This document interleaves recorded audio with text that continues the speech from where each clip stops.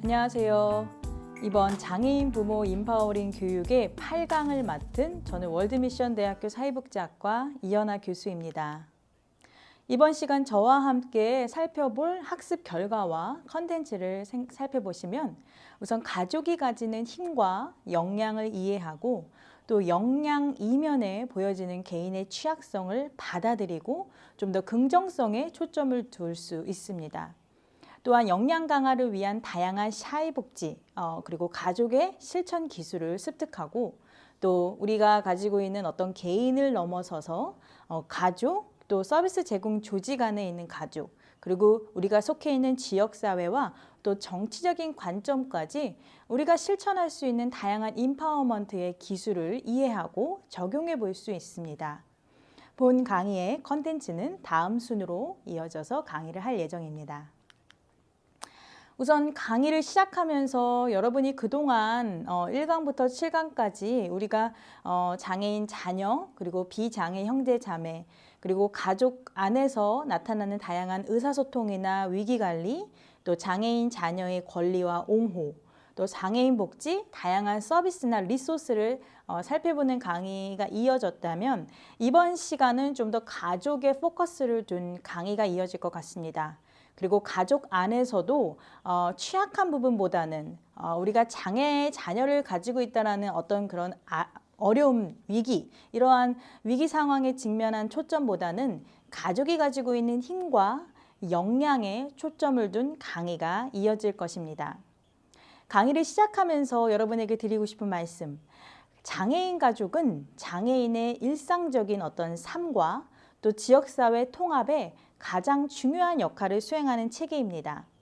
장애인 자녀가 함께 어울리는 그런 가족 그리고 보호자 또 부모가 있다면 그것이 하나의 우리가 생각하는 가족이 될 수 있다는 것이죠.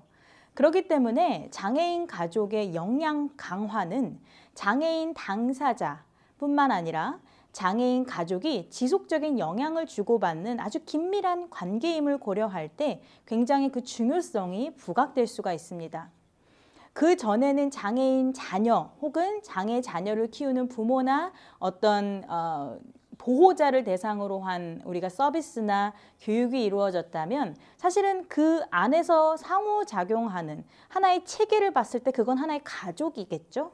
그렇기 때문에 우리가 이 당사자를 넘어서서 장애인 가족에 초점을 맞추는 것이 더 중요하다는 측면입니다.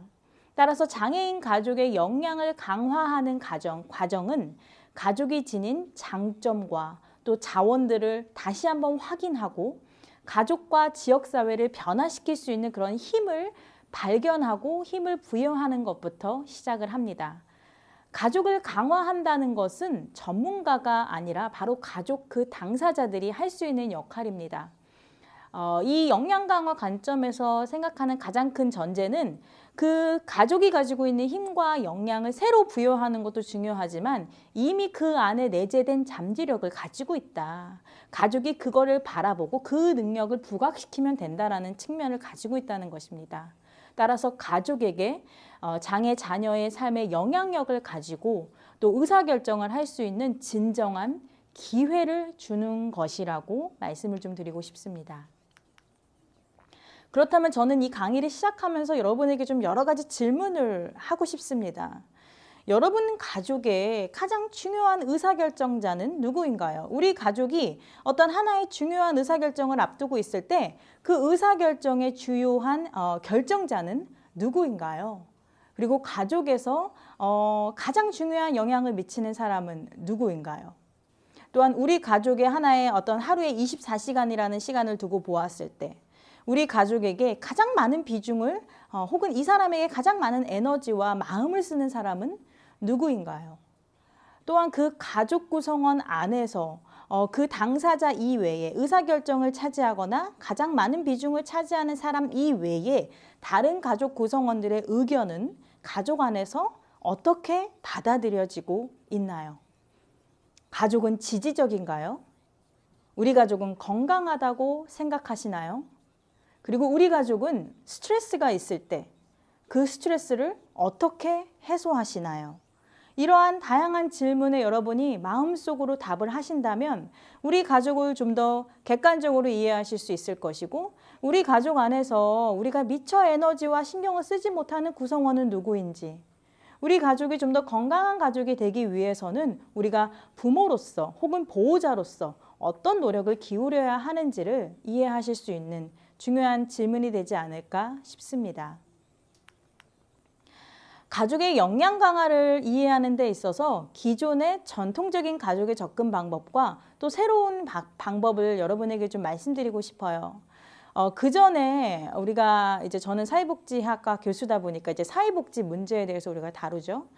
그 전에 사회가 어떤 하나의 사회 문제, 그러니까 예를 들어 가장 큰 사회 문제라고 하면은 우리가 과거부터 지금까지 이 사회복지가 처음 생겨나게 된 그 시초인 빈곤의 문제를 살펴볼 수가 있을 것 같아요.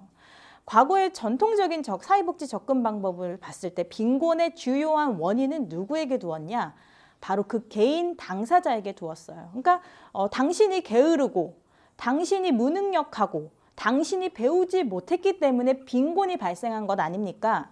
그러니까 우리는 아무런 지원을 해줄 수 없고 당신이 스스로 그 문제를 개척해 나가세요라는 관점을 가지고 시작을 했단 말이죠. 하지만 그런 전통적인 관점을 우리가 가족이라는 굴레로 한번 생각해 본다면 빈곤 문제, 하나의 가족 문제가 될 수 있겠죠. 그 가족 문제가 가족의 질서를 유지하는 데 바로 실패했다라는 전제를 가집니다. 그래서 가족 문제를 해결하기 위해서는 물론 그 가족의 노력이 필요하겠지만 전문가가 예를 들어 뭐 의사나 치료사나 심리상담사나 사회복지사나 다양한 전문가들이 그 가족의 안에 들어가서 그 원인을 진단하고 그 전략을 계획해주는 역할에 그쳤습니다. 따라서 가족을 대상으로 한 다양한 전문가들의 역할은 그 가족 내부에 가지고 있는 역기능적인 증상들, 그러니까 그게 문제를 가족에게 본 거죠. 그 역기능적인 증상들을 기능적으로만 바꿔주면 그 문제는 해결될 수 있다라고 본 것이에요. 이 전제는 뭐예요? 가족 문제는 가족 구성원의 병리적인 문제이거나 역기능적인 가족의 결과로 보는 하나의 결핍 모델을 반영한다고 볼 수 있죠. 우리가 자녀를 키우는 것도 똑같은 것 같아요. 우리가 기존의 접근 방식을 두고 봤을 때 자녀가 부모가 원하는 수준까지 행동을 하지 못하다던가 발달을 하지 못했을 때 과거의 접근 방법으로는 그 장애인 자녀 혹은 내 자녀에게 계속 손가락질을 하면서 너는 왜 하지 못하니? 너 주변에 유치원 다니는 친구들은 이만큼이나 발달을 하는데 너는 왜 그러지 못해? 라고 손가락질을 하면서 우리 자녀의 마음에 상처를 주고 아픔을 주게 되었습니다. 그래서 이 장애라고 하는 것도 사실은 과거의 관점에서 봤을 때는 그 자녀가 문제가 있어서 그 자녀가 뭐 선천적으로나 유전적으로나 그 내부의 신체적으로나 문제가 있기 때문에 그 모든 장애의 발생을 그 개인에게 보았던 것이죠. 하지만 그렇게 되면은 우리가 가지고 있는 아주 전통적이고 굉장히 개인적인 문제에만 한정해서 그 장애를 바라볼 수 있기 때문에 장애인 자녀가 가지고 있는 다양한 가능성을 바라보지 못하게 됩니다. 그렇다면 우리가 역량 강화적인 관점에서 가족을 바라본다면 어떤 부분에 초점을 맞추어야 할까요? 바로 가족이 하나의 의사결정을 할 수 있는 당사자, 주체로서 기능을 한다는 거예요. 이 역량 강화적 관점에서 가족은 충분히 그 문제를 해결할 만한 힘과 역량, 해결책을 가지고 있다고 본 것입니다. 따라서 가족이 서비스 전달 과정에서 중요한 의사결정 권한을 소유하고 있고 또 서비스 제공 과정에 적극적으로 참여할 수 있는 기회를 준다면 가족은 변화될 수 있다라고 본 것입니다. 이 장애인 가족의 역량에 초점을 둔 접근은 어떤 하나의 줄기를 기반으로 하고 있는데 그게 뭐냐면 강점 관점입니다. 강점 관점은 뭐예요? 우리가 우리의 자녀들을 봤을 때 우리 자녀가 우리가 원하는 부분까지 잘 이렇게 행동을 해주지 못한다라던가 저도 사실은 저희 세 자녀를 바라볼 때 굉장히 잔소리도 많이 하고요.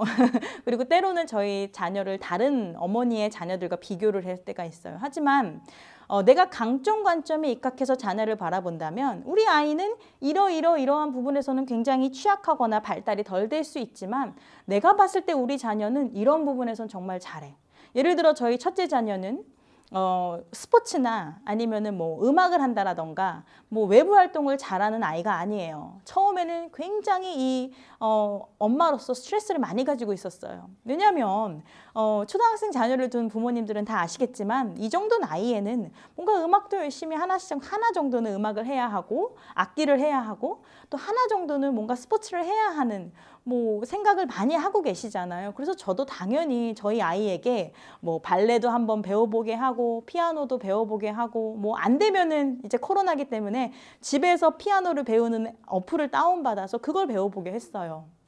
아니다 다를까 저희 아이는 딱 일주일만 관심을 가지고 그 다음부터는 전혀 관심을 보이지 않았습니다. 정말 이 아이와 실랑이를 정말 많이 했어요.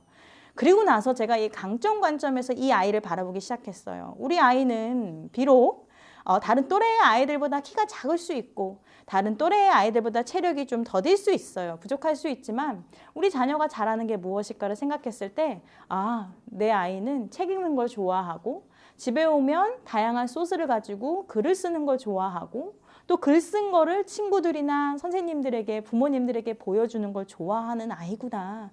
그래 뭐 굳이 뭐 어떤 누군가가 정해놓은 룰에 맞춰서 우리 아이를 바라볼 필요는 없어. 우리 아이가 잘하는 하나에만 집중해주면 이 아이는 잘 바르게 성장할 거야 라는 생각을 정말 많이 하게 된 계기가 되었습니다. 그렇기 때문에 우리가 과거에 바라봤던 전문가 중심의 결핍 모델에 의하면 이 아이는 못하는 거 투성인 거예요. 99% 못하고 하나 잘할 수 있어요.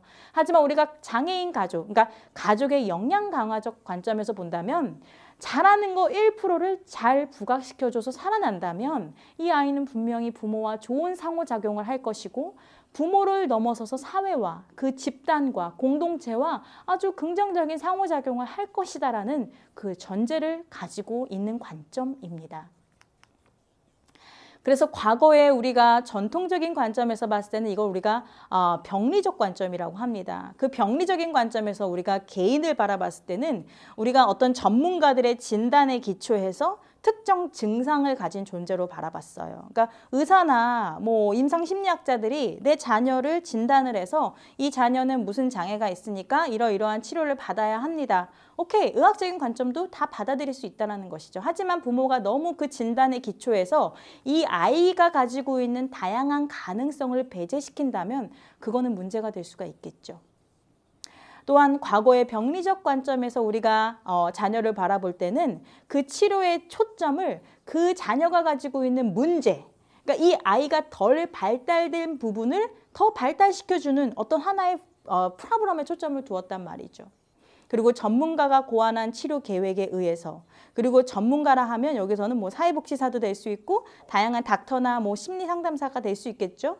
그리고 문제로 인한 발전은 굉장히 제한적이라는 이러한 갖춰져 있는 틀에서 우리가 병리적 관점을 바라봤다면 강점 관점에서는 그 개인이 우리 앞에 놓여져 있는 이 예쁘고 소중한 자녀가 독특한 존재라고 하는 거예요. 이 아이는 이 세상에 하나밖에 없는 존재잖아요. 그렇기 때문에 이 아이가 가지고 있는 독특한 기질이나 재능이나 또 다양한 자원을 분명히 가지고 있다는 것이죠. 그래서 우리 눈에는 비록 그렇게 보이지 않지만 혹은 다른 사람들이 생각해 놓은 어떤 치료의 사이클에서는 이 아이가 문제가 있는 아이라고 볼 수 있겠지만 우리만큼은 이 아이를 키우는 우리만큼은 이 아이의 눈에 보이는 가능성에 초점을 두어서 바라봐 줘야 한다는 것입니다. 그리고 이 아이를 위해서 그 아이뿐만 아니라 그 아이를 둘러싼 가족과 보호자 또 지역사회가 함께 참여해서 이 아이의 가능성을 북돋게 해주는 것. 그리고 이 아이의 발전은 항상 열려 있다라고 믿는 그런 신념입니다. 그래서 많은 사람들이 이 아이를 위해서 어떤 하나의 지원을 할 때는 그 지원의 목적이 과거에는 전통적인 관점에서는 그런 부정적인 부분을 줄이고 또 긍정성을 강화하게 할 수 있겠지만 부정적인 부분을 줄이는 것에 초점을 두었다면 강점 관점에서 바라보는 이 가족을 지원해주는 관점은 그 장애의 자녀가 가지고 있는 삶에 함께 참여하고 뛰어들고 그 아이의 가치와 또 그 가족이 함께하는 가치를 확고히 하는 것. 바로 그 부분에서 우리가 병리적 관점과 강점, 관점이 가장 큰 차이를 가지고 있다고 볼 수가 있습니다. 강점, 관점은 이 그림에서 보시는 바와 같이 정말 어디에서도 피어나지 않을 것 같은 꽃이 이렇게 허벌판인 네, 이런 땅 위에, 땅 속에서 이렇게 피어나는 꽃과도 같습니다. 아무도 우리 아이의 가능성을 말하고 있지 않을 때 적어도 나는, 이 아이와 가장 가까이 상호작용하는 나는 이 아이가 가지고 있는 예쁨을, 예쁘다는 거죠. 그쵸? 이 꽃이 얼마나 예쁩니까? 저의 눈에 보이는 꽃도 너무나도 예쁜데 이 꽃이 우리 자녀라고 바라보았을 때 우리 자녀가 가지고 있는 예쁨을, 순수함을, 그 가능성을 믿고 지지해 주는 것입니다. 따라서 이 강점, 관점은 사람들이 스스로 활성화할 수 있는 그 틈새를 발견할 수 있도록 장려해주고 또 개인이 취하는 적극적인 조치를 지원하는 하나의 문화를 창조한다라고 보는 것이죠. 장애를 바라보는, 장애인 가족을 바라보는 관점을 바라볼 때 참 많은 위기를 이야기를 합니다. 장애 자녀를 둔 가족의 6가지 위기를 우리가 크게 이야기를 하죠. 저는 이 위기를 하나의 공통적인 어떤 부분으로, 한 문장으로 말씀을 드리면, 장애 자녀를 둔 부모는 이 장애 자녀를 평생에 걸쳐서 보호해 줘야 한다라는 큰 위기를 가지고 있지 않을까 싶습니다. 그리고 그 장애 자녀가 생애 주기에 따라서 어떤 특정한 단계가 됐을 때는 부부가 굉장히 많은 위기를 경험하기도 하고 어떤 큰 중대한 선택을 해야 할 수 있기 때문에 그러한 부분에 있어서 위기를 잘 슬기롭게 넘어가 줘야 하지 않을까, 그 위기를 잘 극복해 줘야 되지 않을까라는 생각이 좀 듭니다. 따라서 여기 눈에 보이는 여러 가지 6가지의 위기가 있습니다. 장애 아동이 처음 태어났을 때 부모가 맞닥뜨리는 그 충격과 슬픔, 물론 이 아이가 처음 선천적으로 장애를 입을 경우에 그 부모가 갖는 충격과 슬픔도 있습니다. 하지만 우리 아이가 너무나도 잘 건강하게 태어났는데 뭐 2살, 3살 빠르면은 좀 돌 전후가 됐을 때 또래 아이들보다 조금 발달이 더딘 것, 좀 지연되는 현상이 되었을 때 우리 아이를 의사로부터 혹은 전문가에게 데리고 가서 장애에 대한 진단을 받을 때만큼의 충격도 굉장히 심각할 수 있죠. 따라서 장애 아동에 대한 진단을 받을 때, 그리고 그거에 따른 치료를 받을 때 가족이 큰 위기를 경험하게 됩니다. 이제 아이가 잘 치료를 받고 부모님 품에 있다가 이제 정규 학교에 들어가야 할 때, 학년 전이 될 때는 교육에 있어서 가족이 또 한 번 선택을 하게 되겠죠. 우리가 일반 학교에 이 아이를 보내야 할까? 아니면 특수학교에 이 아이를 보내야 할까? 또 일반 학교 안에서도 통합학교, 통합학급에 이 아이를 그냥 일반 학급으로 들어가서 다른 자녀들과 함께 커나갈 수 있도록 해야 할지, 아니면 그 안에서도 특수학급으로 보내야 할지, 그게 아니면 정말 특수학교로 이 아이를 보내야 할까에 대한 깊은 고민과 또 의사결정을 앞두게 됩니다. 또 자녀가 이제 학교를 잘 들어가서 성장해 나가더라도 이제 아이 눈에 보이는 신체적인 성숙의 시기가 보이고 또 정서적으로 민감성을 보이는 이 사춘기 때 기존의 사춘기 증상도 부모로서 경험하기가 너무 힘든데 이 아이 눈에 보이는 어떤 정말 해결해 줘야 되는 부분들, 특히 성에 대해서 민감해질 때, 이럴 때는 가족이 더 혼란스러워지고 어떻게 대처해야 할지를 모르는 상황이 생기기도 합니다. 또 학교의 모든 교육을 다 마쳤음에도 불구하고 이 아이가 갈 수 있는 곳이 없을 때, 취업을 할 수 있는 곳이 없을 때 부모로서 굉장히 큰 낙담을 하게 되겠죠. 또 부모가 나이가 들어서 장애 아동을 책임지기가 어려울 때, 제가 참 많은 장애인 부모님들을, 저도 사회복지를 공부하면서 대학원 과정에 있을 때 함께 같이 공부했던 동기분들 중에 많은 분들이 장애인 자녀를 둔 어머님들이 참 많이 들어오셨어요. 그 어머님들이 왜 사회복지를 공부할까 했을 때 뭐 여러 가지 이유가 있으셨겠지만 자기가 이제 자녀가 나이가 들었을 때 사실은 이 많은 부모님들이 가지고 있는 또 하나의 소망은 뭐예요? 본인이 자신의 자녀보다 하루라도 더 오래 사는 게 소원이라고 하시더라고요. 그만큼 내가 이 아이를 특별히 케어해줘야 되는 그 책임감을 굉장히 가지고 있기 때문에 그때 당시에 이제 부모님들이 저희 사회복지대학원에 오시는 가장 큰 이유는 자기가 이 자녀를 위해서 뭔가 시설이나 재단이나 어떤 특별한 어떤 조직을 만들어서 내가 하지는 못하더라도 이 사회적인 보호 안에서 이 아이를 둬야 하는데 내가 어떤 자격이 필요해요. 그러다 보니까 이제 사회복지 자격이 필요하다라는 이유로 공부하러 오시기도 하고 또 내 자녀를 케어하면서 내가 좀 더 부족해 보여서 이 사회복지를 공부하시는 분들도 많이 보았습니다. 이런 것처럼 장애 자녀를 양육한다라고 하는 것은 일평생에 걸쳐서 내가 한 아이의 삶에 온전히 책임져야 하는 것, 그만큼 큰 위기는 없지 않을까라는 생각이 듭니다. 또한 이 좀 더 이제 가족이 갖는 스트레스, 또 주변의 친인척이 갖는 스트레스, 또 전문가로부터 오는 무성의한 상담이나 뭐 이러한 다양한 스트레스들이 사실은 장애 자녀를 둔 부모님들이 겪게 되는 문제점이지 않을까 싶습니다. 특히 여기에는 장애 자녀를 양육하는 데 있어서 양육자들이 서로 다른 방식을 고수할 때가 굉장히 큰 스트레스로 다가온다고 합니다. 남편과 아내가 장애 자녀를 케어하는 데 있어서 서로 다른 가치관과 서로 다른 방식의 치료 방법을 고수한다면 분명히 이거는 부부간의 갈등이 생길 수가 있는 것이죠. 또 그로 인해서 장애 자녀뿐만 아니라 비장애 형제 자매가 갖게 되는 심리적인 문제들도 생길 수 있습니다. 자신들은 온전히 사실은 어떻게 보면은 이제 관심을 받지 못하는 대상자가 될 수 있기 때문에 너무 이른 나이에 아이들이 좀 성숙해져 버린다라던가 부모님에게 자기가 가지고 있는 어려움과 아픔을 선뜻 이야기하지 못하죠. 왜냐하면 부모님은 그 아이의 이야기를 들어줄 에너지와 시간이 없기 때문이죠. 이러한 다양한 심리적인 문제들이 사실은 나오기도 하죠. 하지만 저는 이러한 문제 이외에 굉장히 좋은 것들도 보고 싶어요. 장애인 가족이 물론 이런 충격과 슬픔, 또 그 장애 아동의 진단으로 인해서 받게 되는 그런 부인과 장애 아동을 수용하지 못하는 그런 모든 것들이 있을지라도 저는 이 위기에서 기회를 바라보는 것이 바로 가족의 역량 강화이지 않을까라는 생각이 좀 들었습니다. 그래서 이 그림에서 보는 바와 같이 이 아이를 처음 가졌을 때 내가 가졌던 그 꿈과 희망, 이 아이를 어떻게 키워야겠다.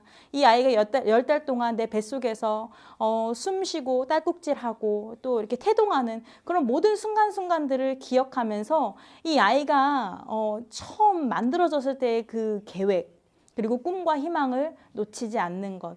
그리고 이 아이가 자라면서 많은 좌절과 분노, 또 부모로서 받아들이기 힘든 과정을 늘 경험할지라도 그 군데군데 퍼져나가는 그 예쁜 꽃처럼 새로운 희망을 가지고 그래, 아니야. 분명히 이 아이를 키울 수 있는 건 나밖에 없어. 하지만 이 아이를 내가 끈을 놓으면 아무도 이 아이를 돌보주지 못할 거야. 새로운 희망을 가지고 또 다시 나아갈 수 있는 힘, 그 안에서 가치를 찾고 또 그러면서 또 너무나도 분노와 불안을 가지고 있지만 또 대처해 나가는 이러한 다양한 사이클 속에서 우리가 위기만 초점을 둘 것이 아니라 그 위기를 극복해 나가는 가족의 역량, 가족의 힘을 좀 초점을 두신다면 우리 가족이 가지고 있는 기회를 한 번 더 바라볼 수 있지 않을까라는 생각이 좀 들었습니다. 그래서 위기에서 기회를 바라보는 힘을 이야기할 때 우리가 가족이 가지고 있는 어려움과 아픔을 어떻게 바라보아야 할 것인가, 무엇에 포커스를 두어야 할 것인가 라고 봤을 때 강점, 관점에서 바라볼 수 있는 여러 가지가 있습니다. 우선 우리 가족이 지금 어렵고 힘든 상황에 있어요. 그리고 정말 너무나도 복잡스러운 문제와 복잡스러운 상황 가운데 처해 있을 때 다 모든 걸 잘할 수 있진 않잖아요. 그렇죠? 그렇기 때문에 포커스를 잘 해야 하는데 뭘 포커스해야 되냐? 우선 우리 가족에게 중요한 게 무엇일까를 살펴보는 거예요. 우리 가족이 함께하는 시간이 부족해. 그러면 그 함께할 수 있는 시간을 만들어내는 것이죠. 우리 자녀가 조금 더 발달을 더 잘하기 위해서 우리가 시간을 내서 이 아이에 대한 정보를 더 모아야겠다라고 한다면 부부가 시간을 내서 이 아이를 똑같은 그 장애 자녀를 키우는 부모님들을 만나서 이 시기에는 어떤 부분을 도움을 받을 수 있고 어떤 정보를 좀 수용할 수 있고 이런 모든 것들에 포커스를 둘 수가 있는 것입니다. 또한 가족의 문제를 없애는 대신에 항상 우리가 생각할 수 있는 오류는 저도 자녀를 키울 때 저거는 좀 안 했으면 좋겠다. 저거는 좀 개선했으면 좋겠다라고 하는 게 있어요. 근데 그 문제를 없애는 대신에 원하는 행동으로 표현할 수 있도록 하는 거. 내가 원하는 행동으로 어떻게 하면은 표현할 수 있게 할까? 이거를 한 번에 다 해결하기는 불가능해요. 하지만 단계를 가지고 혹은 때로는 부모가 모범을 보인다면 이 아이도 어느 순간 깨닫고 행동을 할 수 있겠죠. 또 마지막의 결과가 아니라 항상 시작을 생각할 수 있도록 하는 거. 우리가 마지막에 난 이랬으면 좋겠어 라고 하면은 너무 뜬구름 없는 생각이 될 수 있어요. 그리고 그 결과에 목매서 그걸 하지 못하는 자신과 그걸 하지 못하는 자녀들을 보면서 죄책감을 가질 수 있어요. 죄의식을 가지고 있어요. 하지만 이 결과가 아니라 지금부터 우리가 할 수 있는 거, right now를 생각하는 거예요. 시작을 생각하게 하는 것이 중요하다는 것이죠. 그리고 작고 구체적이며 행동으로 옮길 수 있고 보고 알 수 있는 것에 초점을 맞추는 것. 그리고 현실에서 내가 당장 할 수 있는 것. 그리고 이 과정 가운데 우리 가족이 함께 참여할 수 있는 것. 그리고 변화는 쉽지 않은 것이라는 걸 강조해요. 그리고 작은 변화, 조금의 변화에 주목해서 우리 장애 자녀를 칭찬하고 우리 가족을 칭찬하고 우리 가족 안에 있는 비장애 형제자매를 복돋아주고 그런 부분들이 어떻게 보면은 역량 강화적 관점에서 우리가 가족이 가지고 있는 기회이지 않을까. 그리고 그 기회를 북돋기 위한 포커스가 되지 않을까 싶습니다.